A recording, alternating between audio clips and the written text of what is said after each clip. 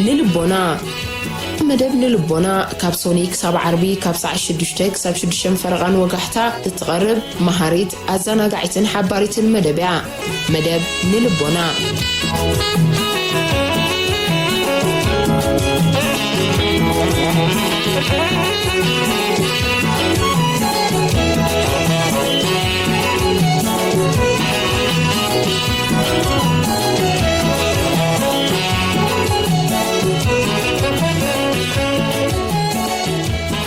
سلام زغبركم سمعتنا بزمرت يوهانس كابزة صحافة إيطالياوي مجزأتي أب إرترا اكتب المزحاف معرف شوعته أب كتبا أتوكلنا النور وتحستو للمون قررنا لكم علينا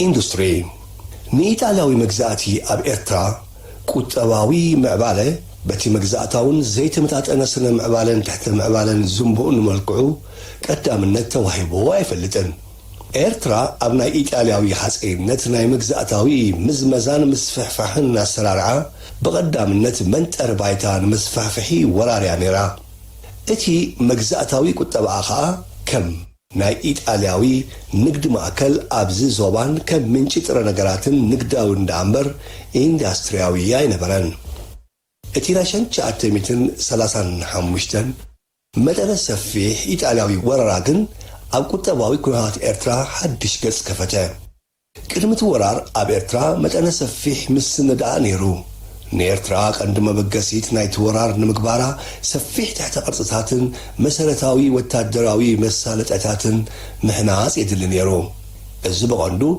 وتادراوي الاما ينبرونبر نخسالت عسرتات عشحات سراتنياتات زحاتت كتباوي اقداسنتون زنبرون اطفتي نيرو سفيح مربب ناي صرقياتات مخازينوتات ناي ودب مسالتاتات وتادراوي معسكرات منبر أبايتي وزتزامسلو تسرحو نتلبات نايتوم أبتقوانتي بأسرتتات عشحات زمسو إيطالياويان أساكرن برغسن بخفيل زرويو كتباوي تكالاتون كيغ الكالو جمرو بفلاي دهرت ورادما كاوتا دراوي أغلقلو تزاماري ناس نتزلوم كتباوي تكالات أسفحفحو كرمي ناي مفارشن شعتمتن سلاساتات كونتات أبتي زنوع أوان مجزاتي إيطاليا أبي إرترا كتباوي معبالة دفعتاون درتون نيرو أبزو غطزي مزرقح مسرتاوي تحت غرطتات تجميرو هيدت الزمناوي حرشاتاتن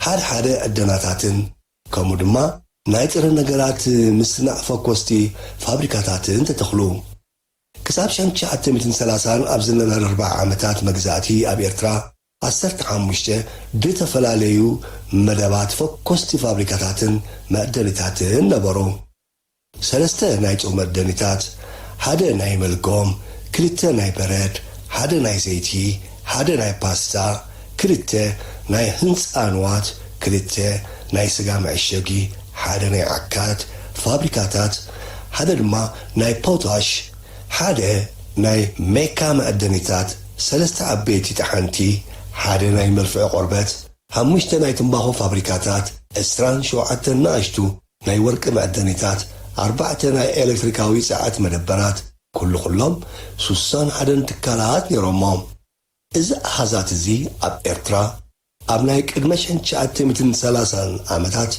زنبرو فابريكاتات مبزحتهم مس حرشا بتأساسرو من بارهم يريئي ناي زوان زي كتباو نفتات دما وصون ينبرنبر نتي ناشن شعاتمتن 30 متن سفيح نتفتات سرات نبرا مبزحته تقطباوي حادقي إيطالياوي مجزاتي زخونه فوكس فابريكاتات عشان شعاتمتن 30 تحنصه فاشستاوي إيطاليا بجنبوت شن شعاتمتن 36 حدش إمبراطوريا إيطالياوي مبرق أفريقيا مس عوجت إرترا በትምቹ አቀማመጣ መሰረት ሂዙ ጸንሐ ቁጠባን ነቲ ኢጣልያ አውላድማ አብ ኢትዮጵያ ዝጀመረቶ ሰፊሕ ናይ ትሕተ ቅርጽታት ማለት ጽርግያታት አባይትን ካልእን ቁጠባዊ ስራሓት መናሃርያ ኾነት።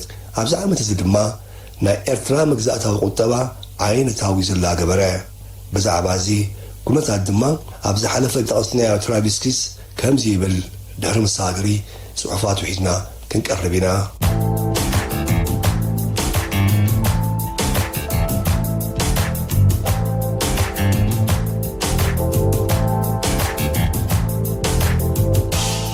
ተመልስናኩም ኣለና ዝኸበርኩም ሰማዕትና። ትራቪስኪስ ዘስፈሮ ጽሑፍ ኢጣልያ ንኢትዮጵያ ብ1935 ምስዓረታ ኤርትራ ናብ ንውሽጢ ኢትዮጵያ መመዝመዚ ደጀን ተቐየረት። ኣብቲ ልሰዓበ 5 ዓመታት ወታደራዊ ትካላት መንግስታዊ ህንጻታት ኣብያተ እዮ፣ ወታደራውን ንግዳውን መኻዝናት፣ ኣብያተ ጽሕፈት፣ ድኳናት፣ ናይ ሓደ ደርቢ መንበሪ ኣባይቲ ኮማትን ቪላታትን ከምኡውን ወታደራዊ ማዕስከራት ኣብ ሓፂር ግዜ ተሓንጹን ተመስረቱን። ወደ ምጽዋዕ ሰፊሑ ምስ ኣስመራ ብሓደ ካብቶም ኣብ ዓለም ዝነውሑ ናይ ገመድ መጓዓዝያታት ተራኸበ። ነቶም ቅድም ንኣስመራ ምስቶም ካልኦት ሕምብርታት ዘራኽቡ ዝነበሩ መንገዲ ባቡርን ውሑዳት ዓባጥ ቦባጥ መንገድታት መካይን ግርም ዝኾነ ናይ ጽርግያታት መርበብ ተሰሪሑ ተወሰኾም። ዘመናውያን መዕርፎ ነፈርቲ ኣብ ኣስመራን ጉራዕን ተሰርሑ። ኣብ ካልእ ቦታታት ከዓ ሓያሌ ናይ ማዕልቦ ጨንፈራት ተጸርጉ። እዚ ኩሉ ስራሕ እዚ ድማ ብድሕሪ 1935 ናብ ኤርትራ ብዝኣተዉ ኢጣልያውያን መኮንናት፣ መሃንድሳት፣ ሜካኒካት፣ ኢደ ጠቢባን፣ ሙያውያንን ነጋዶን ተኻየደ። ምእታው መጠነ ሰፊሕ ሜካኒካዊ ናይ ህንፃውን ንዋት ካብ ወፃእን ደረት ዘይነበሮ ወፍሪ ኢጣልያዊ ርእሰማልን ከዓ ኩን ገበሮ ብምባል ይገልጽ ትራቪስኪስ። ብርግጽ እዚ ንጥፈታት እዚ ንፖለቲካዊ ቁጠባዊ ኤርትራ ፍጹም ለወጦ። ርእሰማልነት በቲ መግዛእታዊ መልክዑ ንቅድመ ርእሰማላዊ ማሕበረ ቁጠባዊ ኣቃወማታት ሕብረተሰብ ኤርትራ ክሰባብሮ ጀመረ። ንድሕሪት ዘይምለስ ናይ ለውጢ መስራሓት ድማ ኸተለ። እቲ ነዚ ኩን ዝገበረ ኢጣልያዊ ርእሰማላዊ ወፍሪ ድማ ሰፊሕ ነበረ። ድሕሪ መሳገሪ ሙዚቃ ንዝቕጽል ክንምለሱ ኢና ዝኸበርኩም ሰማዕትና።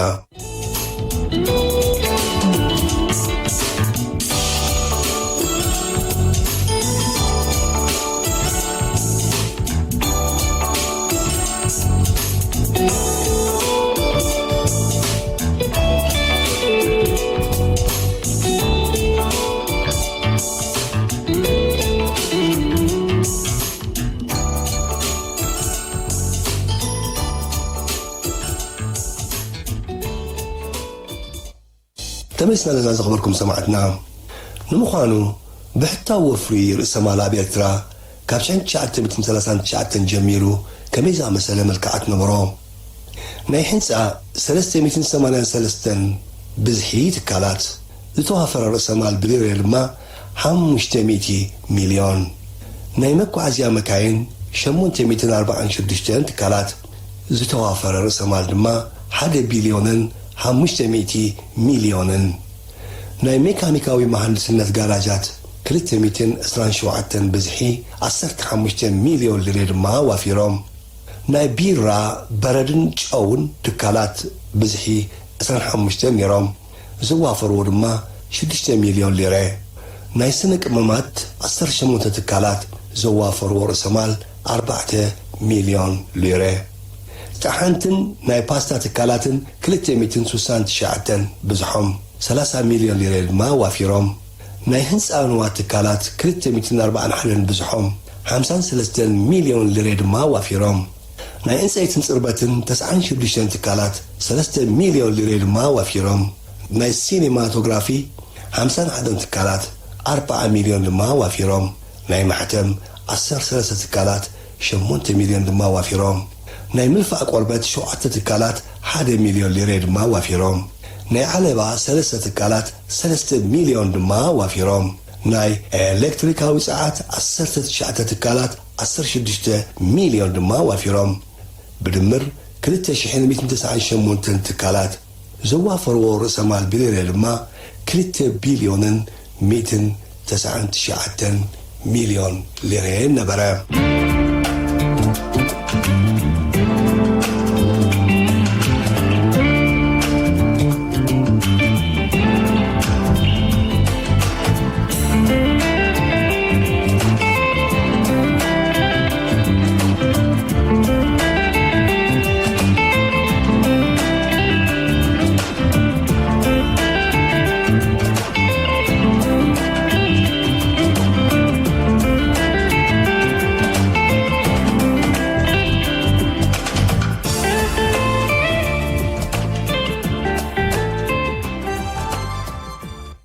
ኣብዛ ኣገዳሲ ሳልሳይ ናይ መወዳእታን መድረኽ ናይ መግዛእቲ ኢጣልያ ኤርትራ ናብ ናይ ሰፈራ ግዛኣት ተቐይራ ነይራ።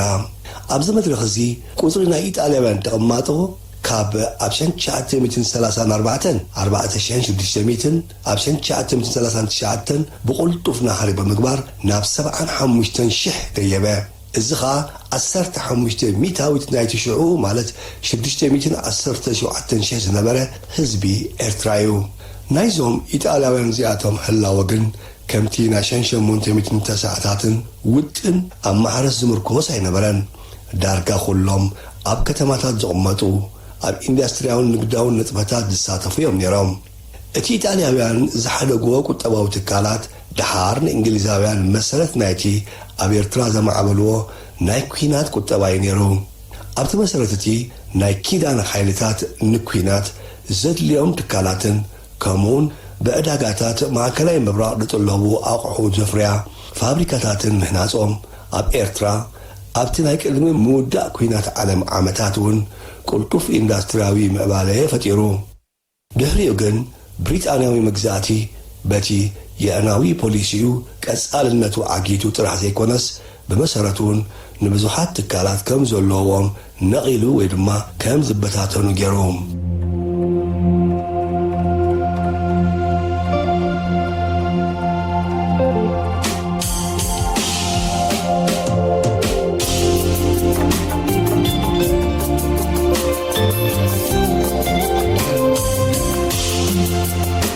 ዕደና ኣብ እዋን መግዛእቲ ኢጣልያ ብፍላይ ድማ ናይ ወርቂ ዕደና ኣቓልቦ ዝወሃቦ ዝነበረ ይመስል።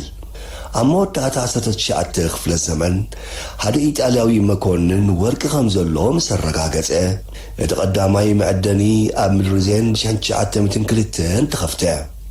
ኣብ ከባቢ ኣስመራን ናይ ሩባጋሽ መሳጥሕን ካልኦት ቦታታትን ወርቂ ምህላው ስለ ዘረጋገፁ ድማ ኣብ ዓዲ ሽማግለ፣ ዓዲ ቁንፂ፣ ዓዲ ንፋስ፣ ኣብ ከባቢ ኣስመራ፣ ኣብ ጋሽቃ፣ ኣብ ኣውጋሮ መዕደኒታት ተመስረተ። ኣብ 1931 ኣብ ኣህጉራዊ ዕዳጋ ወርቂ ምውሳኹ ድማ ዓብዪ ድፍዒት ኮኖ። ስፍሕ ዝበለ ዕደናታት ተጀሚሩ ድማ ኩሉ 27 ናይ ወርቂ መዕደኒታት ክሰርሓ ጀመራ። ኣብ 1939 ጥራይ 423 ኪሎ ግራም ወርቂ ከም ዝፈረየውን ይግለጽ። ብዘይካ ወርቂ ሓፂን፣ ፖታሽ፣ ሚካን ዝኣመሰሉ ይዕደኑ ነበሩ። ንኣብነት ካብ 1936 ክሳብ 40 2700 ቶን ሓፂን፣ 11 ቶን ሚካን ተፋሕረ። ፖታሽ ድማ ካብ 17 ቶን ኣብ 1915 ናብ 2640 ቶን ኣብ 1929 ደየበ። ይኹን እምበር እዚ ዕደናታት እዚ ንኡስን ቁጠባዊ ኣገዳስነቱ ውሱኑን እዩ ነይሩ። እቲ ኣብ ኤርትራ ዓብዪ ቁጠባዊ ተራ ዝነበሮ ዕደና ግን ናይ ጨው እዩ። ጨው ብ1905 ኣብ ምጽዋዕ፣ ብ1924 ድማ ኣብ ዓሰብ፣ ብ1925 ኣብ ወቒሮ ክሕፈስ ጀመረ።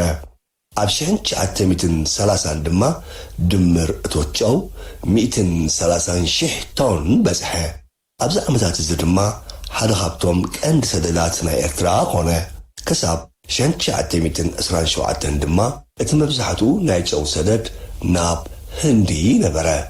ካብኡ ድሓር ግን መብዛሕትኡ ናብ ጃፓን ይኸይድ ነበረ።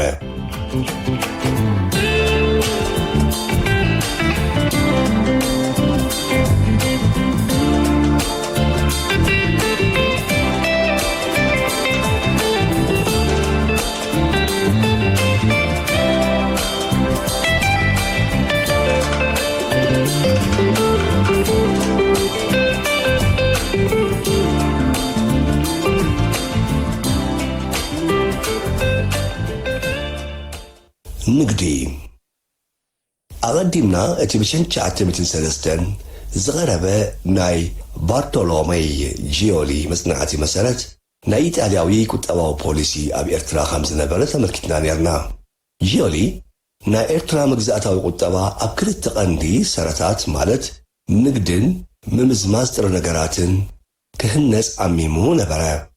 ኣብቲ ዝቕጽለ ዓመታት ድማ ኤርትራ ኣብ ርእሲ እቲ ካልእ ቁጠባውን እስትራቴጂያውን ተራታታ ናይ ንግዲ ግዝኣት ኮነት።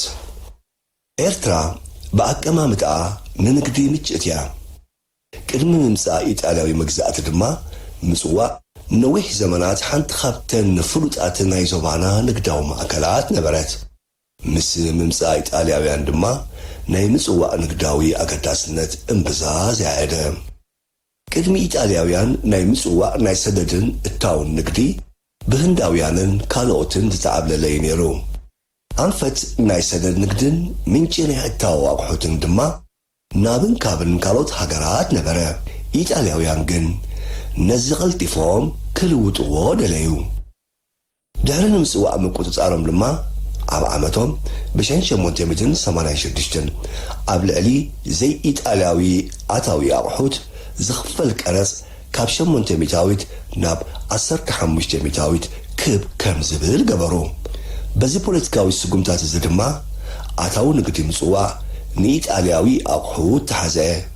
ወላ እኳ ካብ ካልኦት ሃገራት ዝመጹ ኣቑሑት እውን እንተነበሩ ምስ ተመሳሰልቲ ካብ ኢጣልያ ዝመጹ ኣቑሑት ብሰንኪቲ ከቢድ ቀረጽ ክወዳደሩ ይኽእሉ ኣይነበሮን። ናይ ኤርትራ ኣታዊ ንግዲ እምበኣር ቀስ ብቐስ ብኢጣልያዊ ኣታዊታት ተኣብለለ። ናይ ኢጣልያውያን ንግዳዊ ምስፍሕፋሕ ግን ኣብ ኤርትራ ጥራሕ ኣይተሓጽረን።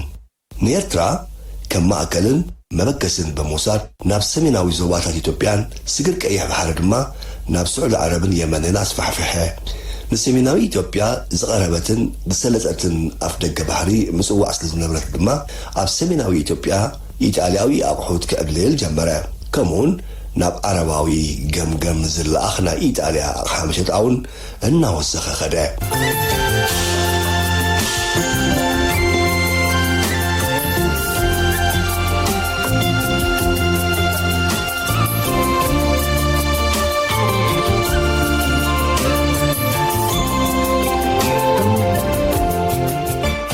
ናይ ኤርትራ ኣታዊ ንግዲ ካብ 1900 ክሳብ 1934 ዝነበረ ዝርዝር ነዚ ይመስል።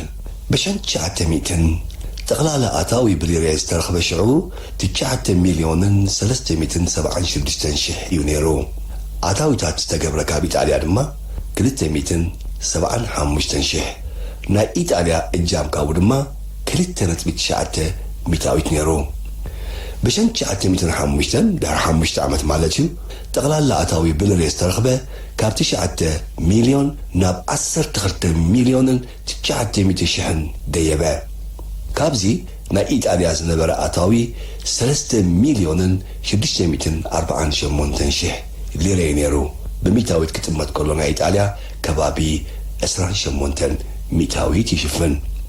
ሕጂ እውን ድሕሪ 5 ዓመት ማለት እዩ ብ1910 እቲ ጠቕላላ ኣታዊ ብልሬ ናብ 20 ሚልዮን ደይቡ። ሕጂ እውን ናይ ኢጣልያ ኣታዊታት ናብ 6 ሚልዮን ንሂሩ ወይ ድማ ወሲኹ። እዚ 30 ሚታዊት ናይቲ ናይ ኢጣልያ እጃም የጠቓልል። ብ1915 እቲ ጠቕላላ ኣታዊ 29 ሚልዮን ሊሬ ይሽፍን። ካብዚ ናይ ኢጣልያ ኣታዊታት 14 ሚልዮን ብሚታዊት ክጥመት ከሎ ድማ 48 ሚታዊት እዩ ነይሩ። ብ1920 ምስ ንሪኢ ድማ ብጠቕላላ ዝተረኽበ ኣታዊታት ብሊሬ 95 ሚልዮን ሊሬ ነይሩ። ካብዚ ኣታዊታት ካብ ኢጣልያ ትራይ 35 ሚልዮን ሊሬ ኣታዊ ኮይኑ እዚ ብሚታዊት ክጥመት ከሎ 37.5 ሚታዊት ይሽፍን። ብ1925 ጠቕላላ ኣታዊ ብሊሬ 203 ሚልዮን ሊሬ ይበጽሕ። ካብ ኢጣልያ ኣታዊታት ዝተገብረ ድማ 133 ሚልዮን ሊሬ ይሽፍን። እዚ ድማ 65 ሚታዊት ናይቲ ኣታዊታት ማለት እዩ።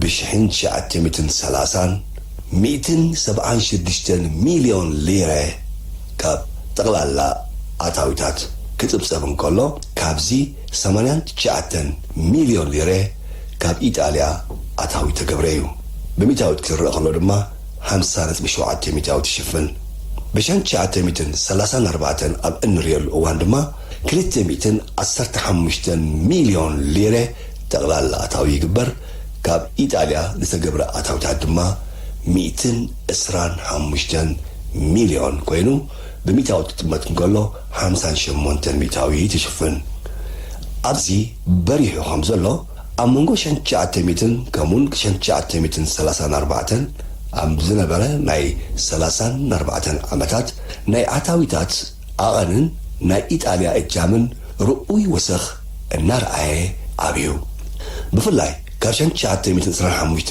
ንድሓር ድማ ኣታዊ ንግዲ ኣብ ትሕቲ ዕብለላ ኢጣልያዊ ኣታዊታት ኮነ ናይ ሰደድ ንግዲ እውን ብተመሳሳሊ ኣብ ኢድ ኢጣልያውያን ኣተወ ከም ዝተመልከትናዮ ካብቲ ብባርቶሎሜይ ጂዮሊ ዝቐረበ ቁጠባዊ እማሜታት ሓደ ምምዝማዝ ንኢጣልያዊ ኢንዳስትሪ ዘገልግል ባህርያዊ ጥረ ነገራት እዩ ነይሩ ወላ እኳ ኢጣልያውያን ብእኹል ናይ ርእሰ ማል ወፍሪ ንሕርሻውን ማዕድናውን ሃብቲ ኤርትራ ብሰፊሕ እንተዘይመዝመዝዎ ብውሕዱ ወፍሪ ርእሰ ማልን ብቐሊል ፃዕርን ከም ጨው ኣርኮኮባይ ገለ ማዕድናት ወዘተ ዝኣመሰሉ ጥረ ነገራት ይምዝምዙ ነበሩ ብተወሳኺ ኤርትራ ካብ ኢድ ዓረብን ሰሜናዊ ኢትዮጵያን ናይ ዝመፁ ጥረ ነገራት መተሓላለፊት እውን ነበረት ከም ኣታዊ ንግዲ እቲ ናይ ሰደድ ንግዲ እውን ብኢጣልያውያን ተዓብለለ መብዛሕትኡ ሰደድ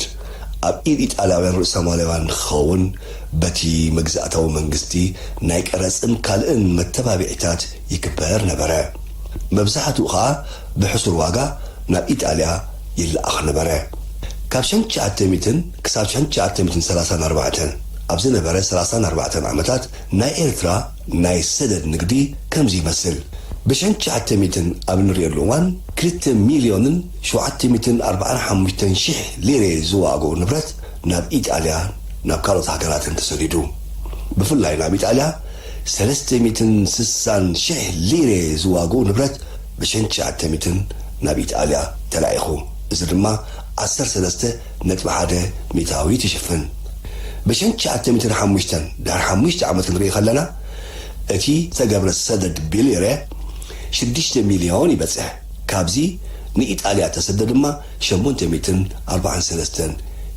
ሊሬ ይሽፍን ብ1910 ጠቕላላ ሰደድ ቢሊሬ 11 ሚልዮን ክበፅሕ እንከሎ ናብ ኢጣልያ ተሰደ ድማ 1.8 ሚልዮን ሊሬ ይሽፍን ብ1915 ብጠቕላላ ዝነበረ ሰደድ 19 ሚልዮን ክኸውን እንከሎ ካብዚ እቲ 10 ሚልዮን ሊሬ ናብ ኢጣልያ ተሰደዩ ብ1920 67 ሚልዮን ሊሬ ዝዋግኡ ንብረት ክስደድ እንከሎ ካብዚ 26 ሚልዮን ናብ ኢጣልያ ተሰደዩ ብ1925 119 ሚልዮን ጠቕላላ ሰደድ ክኸውን እንከሎ ካብዚ እቲ 81 ሚልዮን ናብ ኢጣልያ ተሰደዩ ብ1930 76 ሚልዮን ጠቕላላ ሰደድ ክኸውን እንከሎ ካብዚ 42 ሚልዮን ናብ ኢጣልያ ተሰደዩ ኣብ መወዳእታ ብ1934 ብጠቕላላ 73 ሚልዮን ሰደድ ክነብር እንከሎ ካብዚ እቲ 53 ሚልዮን ናብ ኢጣልያ ተሰደዩ ማለት እዩ ኣብዚ መግዛእታዊ ናይ ንግዲ ኣሰራርዓ እዚ እታ ገዛኢት ምንጪ ናይ ኢንዳስትርያዊ ኣቕሓ መሸጣ እታ ግዝእቲ ሃገር ድማ ናይ ጥረ ነገራት ምንጪ ኣብ ርእሲ እዚ ኤርትራ መበገሲት ናይ ኢጣልያዊ ቁጠባዊ ምትእትታዋት ናብ ኢትዮጵያን ዓዲ ዓረብን እውን ስለ ዝነበረት ንሳተን እውን ናይ ኢጣልያዊ ኣቕሓ መሸጣ ዕዳጋታትን ምንጪ ጥረ ነገራትን ኮና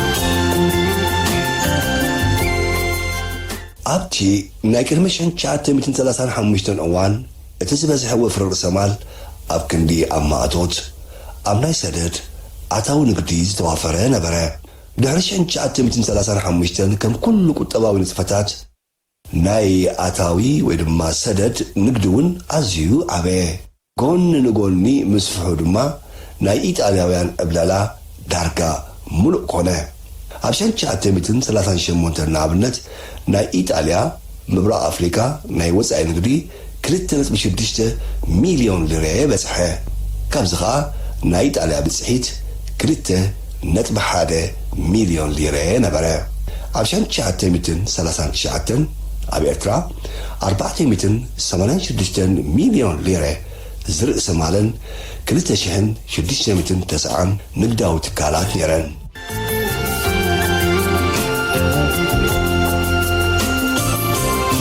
نخبركم سمعتنا نايلوي بزهنا تقاللنا صباح مغصلتو حزنا نقربنا كساب شو سلام وسناي